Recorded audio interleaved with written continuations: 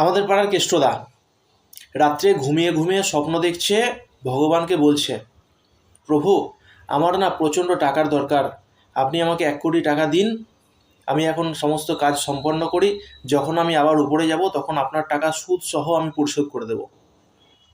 ভগবান বলছেন, ঠিক আছে বৎস, তোর সমস্ত মনের ইচ্ছা পূর্ণ হবে, আমি টাকাটা আজকে গুনে রেখে দিচ্ছি, কালকে সকালে তুই ওপরে এসে নিয়ে যাবি।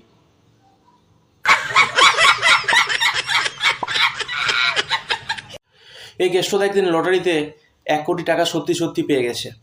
বাড়িতে এসে বউকে বলছে, গিন্নি আমার তো এখন খুশিতেই খুশি, তুমি জানো লটারি কেটেছিলাম 1 কোটি টাকা পড়ে গেছে।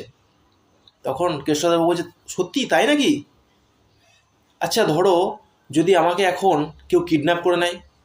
কেষ্টদা বলছে, দূর পাগলি, একটা লটারি পড়েছে, আর একটা লটারি কি পড়বে? এত কপাল ভালো না যে একসঙ্গে 2টো লটারি লাগবে।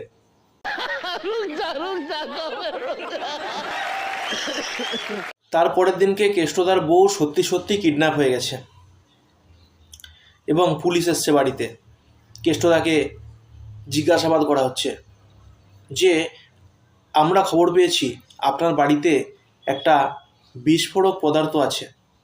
কেষ্টদা বলছে, না না স্যার, আপনাদের কোথাও ভুল হচ্ছে, বিস্ফোরক পদার্থ ছিল, কালকে রাতেই কিডন্যাপ হয়ে গেছে।